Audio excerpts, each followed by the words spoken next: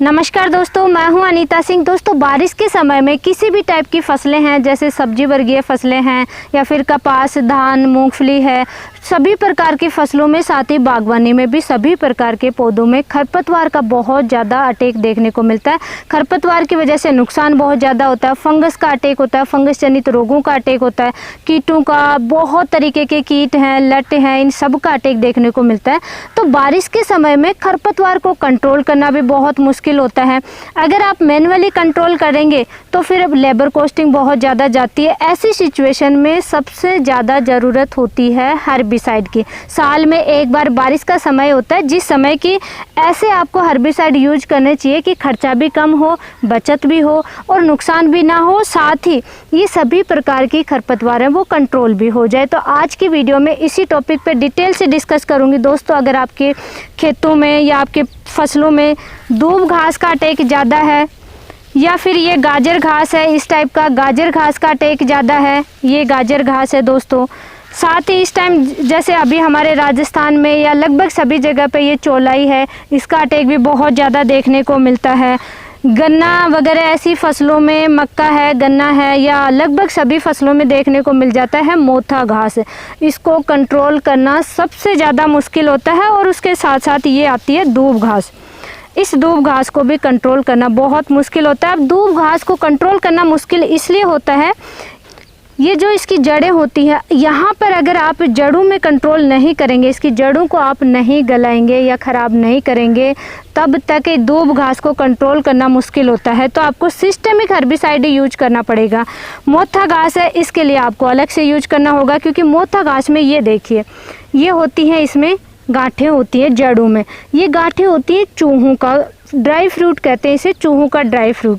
तो चूहे इसको बहुत खाते हैं। जहाँ पे भी आप देखिए, आपकी फसलों में, आपके खाली प्लॉट में भी जहाँ पे ये मोथा घास होता है, वहाँ पे चूहों का अटैक भी बहुत ज़्यादा देखने को मिलता है। तो फसलों में ये एक्स्ट्रा नुकसान ज़्यादा देखने को मिलेगा।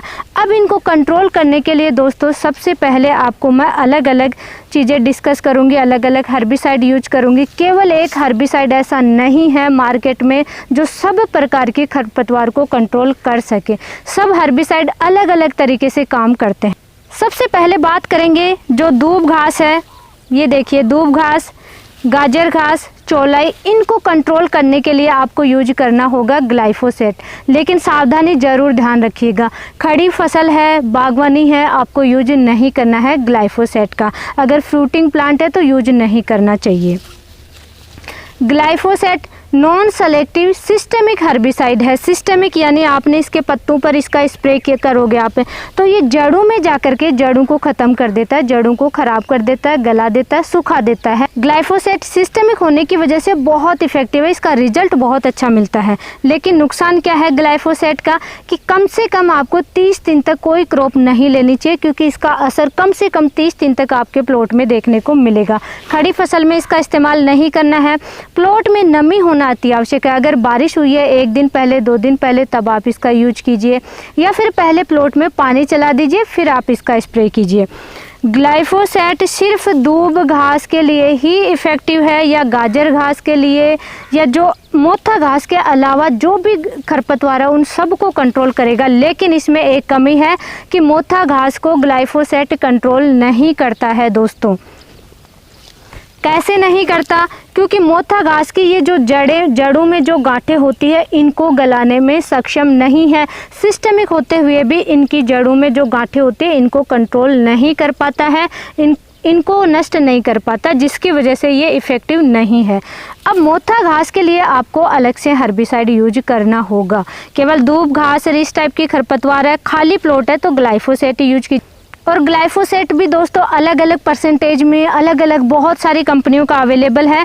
जैसे कि मीरा एगेतर की बात करें डोज की, तो 100 ग्राम का एक पाउच आता है, एक पैकेट आता है, वो 15 लीटर की टंकी में आपको मिक्स करके स्प्रे कर देना चाहिए। फसल नहीं होनी चाहिए, क्योंकि ये नॉन सेलेक्टिव है। आपके अगर कोई क्रॉप पे एक लीफ पे भी गया तो उस प्लांट को पूरे को ही ये धीरे धीरे सुखा देगा। इसलिए दोस्तों ये सिस्टेमिक है, लेकिन नॉन सेलेक्टिव होने की वजह से खड़ी क्रॉप में इसका इस्तेमाल नहीं करेंगे। सिर्फ दूब घास, गाजर घास को कंट्रोल करने के लिए ही आप ग्लाइफोसेट यूज करें।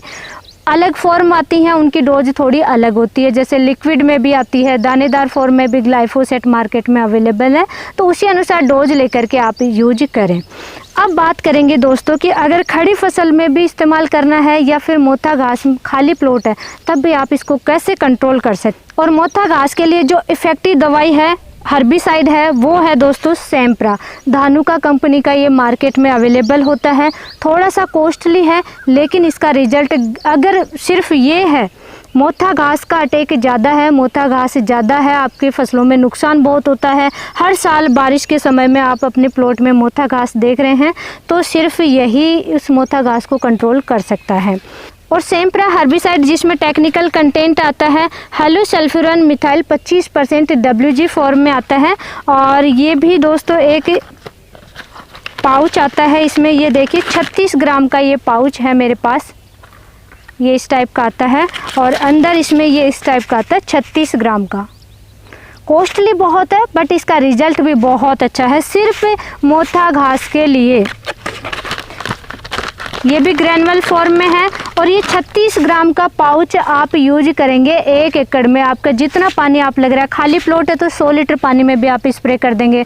क्रॉप है और अगर कि थोड़ी सी जैसे ये खरपतवार को कंट्रोल करना है, आपको इफेक्टिव रूप से कंट्रोल करना, अटैक भी ज़्यादा है, इनकी साइज़ भी बढ़ चुकी है, तब आप 150 लीटर पानी ले लीजिए, 200 लीटर पानी ले लीजिए। लेकिन 1 एकड़ में ये 1 पाउच आप यूज कीजिए, क्योंकि ये कॉस्टली भी बहुत आता है। रिजल्ट इसका धीरे मिलेगा, बट बहुत अच्छा मिलेगा। इनका रिजल्ट 4 से 5 दिन बाद में धीरे धीरे आप देखने को मिलेगा और 7-8 दिन में खरपतवार को ये अच्छे से कंट्रोल कर लेते हैं। और सेम्प्रा भी सेलेक्टिव हर्बिसाइड है, सिस्टमिक हर्बिसाइड है, इसीलिए ये इनकी जड़ों में गांठों को ख़त्म करता है। तो ये सिस्टमिक है प्लस सेलेक्टिव भी है। ग्लाइफोसेट है वो नॉन सेलेक्टिव है। दोस्तों ग्लाइफोसेट वही टेक्निकल कंटेंट है जो मीरा एगेतर में आता है। मीरा एगेतर या ग्लाइफोसेट कह सकते हैं। तो ग्लाइफोसेट सिर्फ ये इसको दूब घास की जड़ों को ही डेड करेगा, जड़ों को ही ख़त्म करेगा। दूब घास है अगर ज़्यादा तो ग्लाइफोसेट यूज कीजिए, प्राइस में सस्ता आता है। लेकिन अगर ग्लाइफोसेट आपको यूज नहीं करना है, कब यूज नहीं करना है, मोथा घास विकराल रूप लेता जा रहा है। जैसे कि पहले सरसों में खरपतवार होता था, एक अलग टाइप का घास होता था, वैसे ही अभी मोथा घास ये देखिए बारिश में क्या साइज ले लेता, बहुत जल्दी इसकी बढ़वार हो जाती है, फुटाव बहुत ज़्यादा होता है, इसका नुकसान कुछ भी नहीं होता। तो इसको अगर मोथा घास को कंट्रोल करना है तो सिर्फ आप सेम्प्रा ही यूज कीजिए, जो कि ये सेलेक्टिव भी है लेकिन सिस्टमिक भी है। और सेम्प्रा इसकी ये जो रूट में गांठें होती है, इनको डेड करने की क्षमता सिर्फ सेम्प्रा में ही है, इसलिए आप सिर्फ सेम्प्रा का ही यूज करें। मेरी तरफ से ये कोई प्रमोशनल वीडियो नहीं है, लेकिन आपका नुकसान नहीं हो, सही जानकारी पहुंचना हमारा मकसद है, इसलिए दोस्तों मैं इस वीडियो में क्लियर कर रही हूँ। अगर अन्य घासों को या फिर दूब घास को कंट्रोल करना है तो आप यूज कीजिए सस्ते में ग्लाइफोसेट, लेकिन इसको कंट्रोल करना है तो आप यूज कीजिए सेम्प्रा। और दोस्तों लास्ट में सबसे इम्पोर्टेंट सावधानी आप जरूर ध्यान रखें, आप चाहे मीरा एगेतर या ग्लाइफोसेट यूज करें या सेम्प्रा यूज करें, इनके साथ में अन्य कोई भी टेक्निकल आपको यूज नहीं करना है। आप प्रैक्टिकली आप समझिए, यूरिया यूज करेंगे या अन्य कोई टेक्निकल कंटेंट आप यूज करें, अन्य कोई हर्बिसाइड यूज कर रहे हैं, तो वो क्या होगा, इनके पत्तों को जला देगा, पत्ते तुरंत सूख जाएंगे।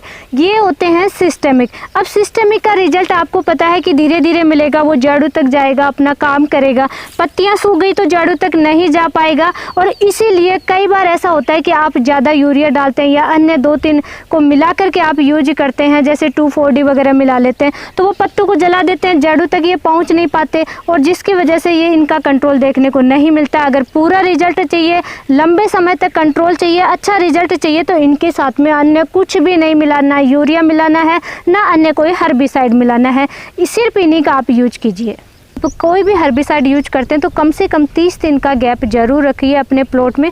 30 दिन बाद में कोई भी क्रॉप आप ले सकते हैं, बुआई कर सकते हैं, प्लांटेशन कर सकते हैं। दोस्तों हमारे द्वारा दी गई जानकारी अच्छी लगी है, वीडियो को लाइक ज़रूर करें, चैनल को सब्सक्राइब करें और ज़्यादा से ज़्यादा किसान दोस्तों तक शेयर ज़रूर करें। धन्यवाद।